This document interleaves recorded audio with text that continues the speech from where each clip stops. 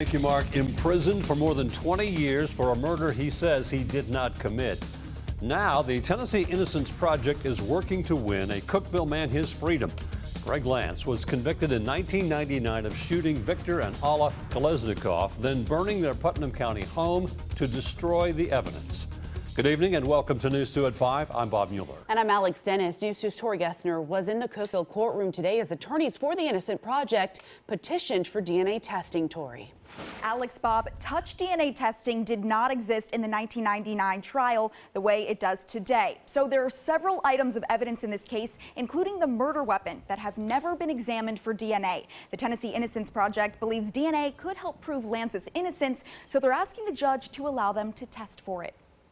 Lately in quiet Cookeville, a 23-year-old double homicide case has been making a lot of noise, not because of the crime itself, but because of the man convicted of it. It's also the DA's job to protect the innocent, and Greg is an innocent man.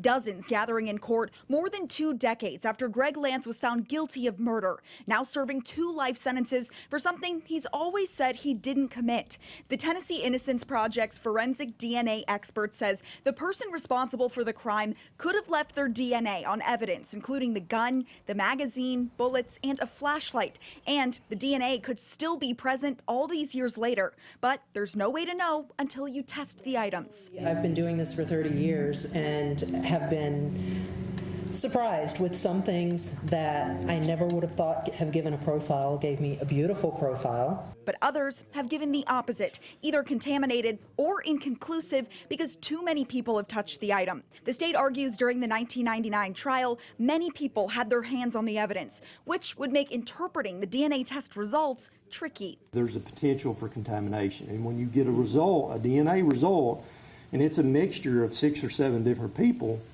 what does that tell us about the killers? The assistant district attorney also says it wouldn't change the fact that there's strong circumstantial evidence against Lance. But the Innocence Project and Lance's family believe DNA testing results could be enough to cause doubt in at least one reasonable juror's mind, meaning Lance would be one step closer to freedom. Greg is so loved by all. Greg's not the type of person that would do this. The Innocence Project also asked the court that a single fingerprint found on a flashlight battery be put through a national database that prints that didn't exist in 1999. The judge will make a ruling in 30 days. Alex.